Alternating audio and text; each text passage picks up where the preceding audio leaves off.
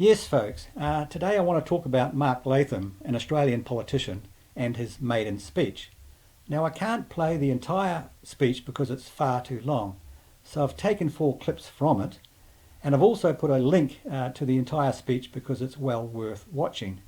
Now, Mark Latham speaks a very good language, a language we can all understand, and he covers issues that are very, very important to most of us. Now, I agree with most of what he says, except the last clip. Have a look.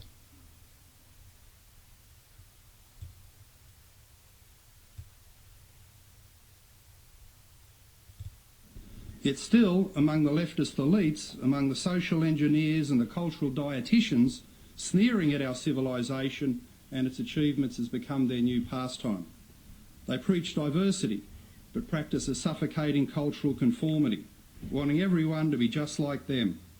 They argue for inclusion, but as soon as a Christian, a conservative, a libertarian, a nationalist, a working class larrikin, an outsider from the vast suburbs and regions of our nation disagrees with them, they crank up their PC outrage machine to exclude them from society.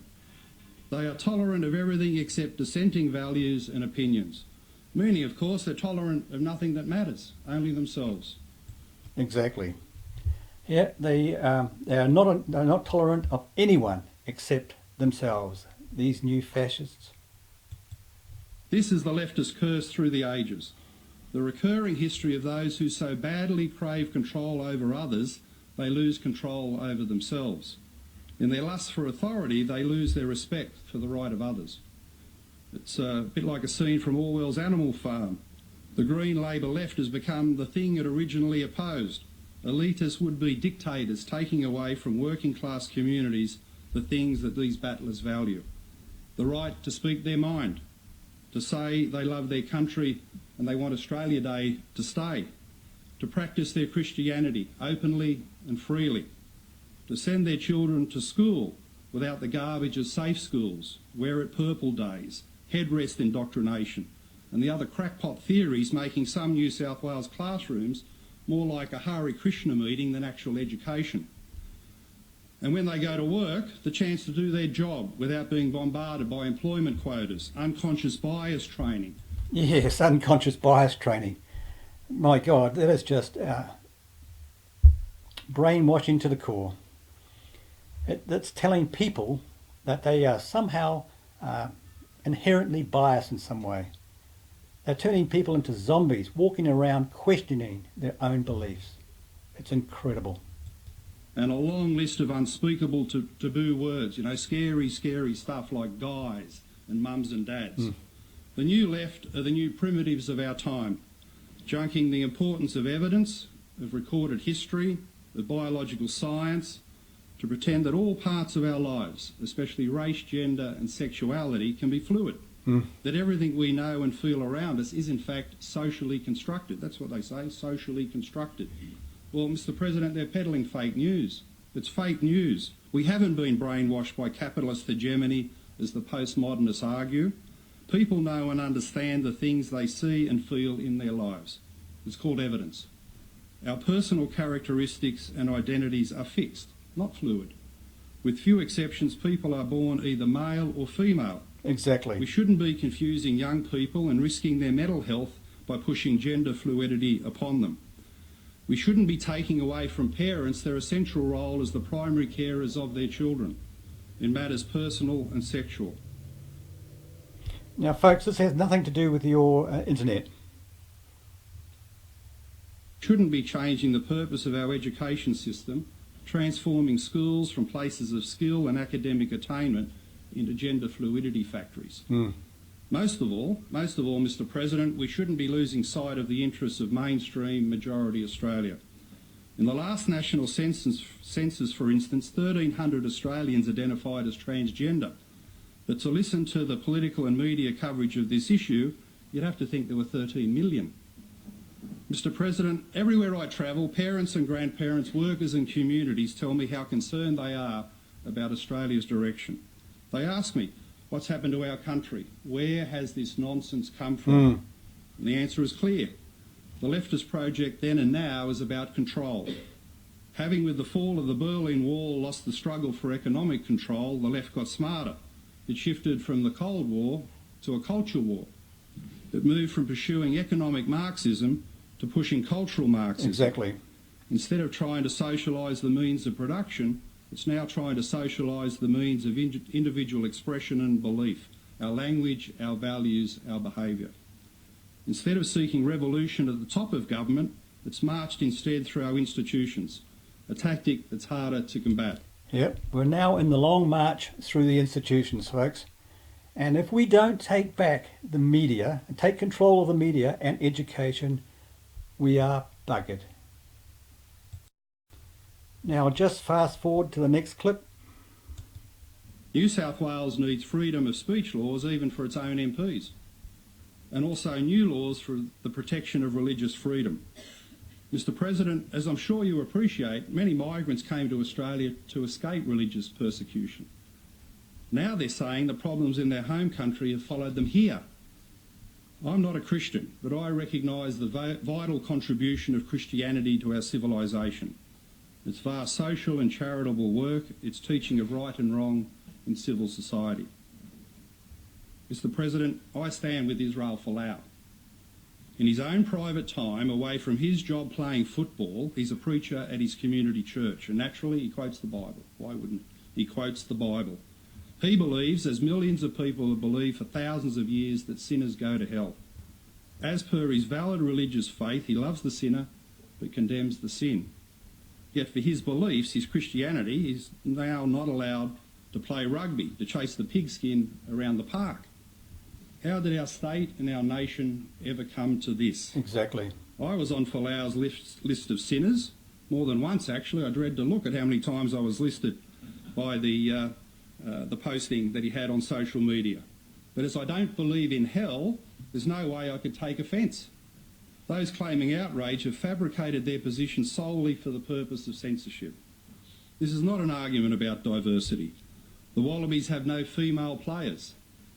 They have no disabled. They have no elderly, no middle-aged.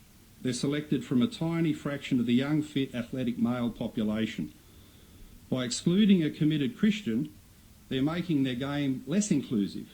And as for Folau being a role model for young gay men, one only needs to state this proposition to understand its absurdity. Footballers are not role models for anyone other than enjoying their sporting ability. I say to any young person, if you're looking for guidance and inspiration in life, study Churchill, Lincoln, Reagan and Roosevelt. Exactly. Not Todd Carney. And by the way, that's Ronald Reagan, not Reg Reagan. Mr. President, I believe that no Australian should live in fear of the words they utter.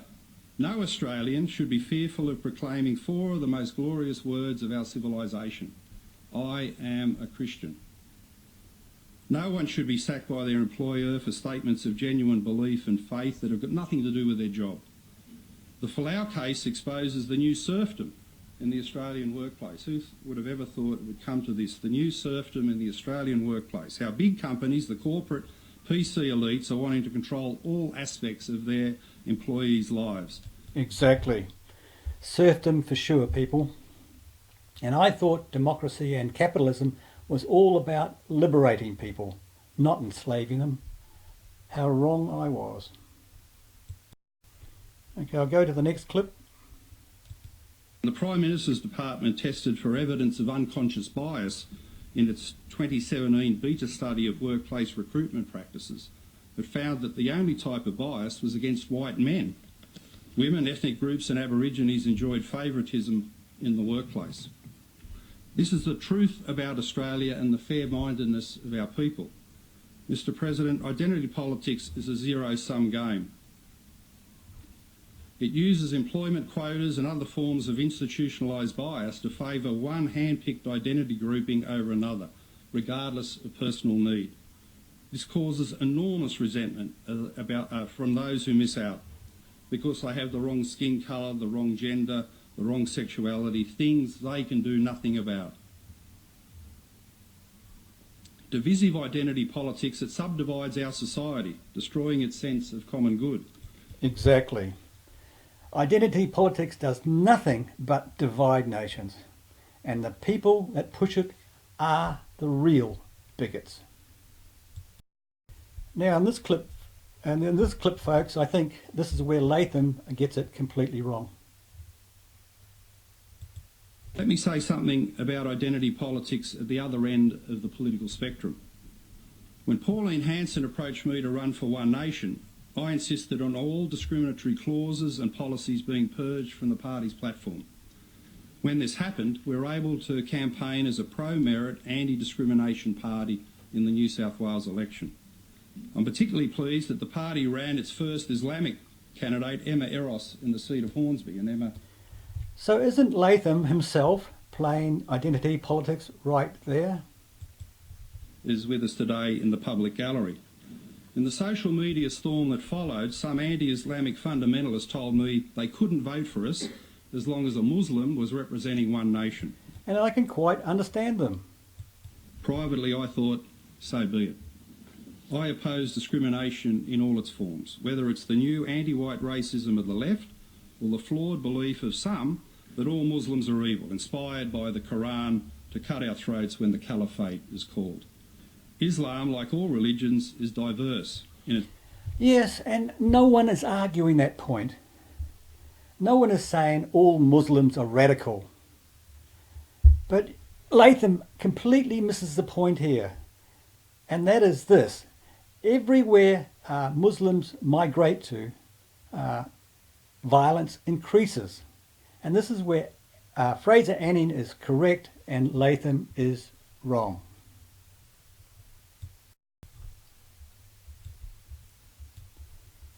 Now folks, what Latham fails to realise is this. Many, if not most, Muslims put Islam before their host nations. And this is why they have difficulty assimilating into the Christian West. Now we've tried this cultural relativity experiment for decades now and it's failed. So it's now time to try something new.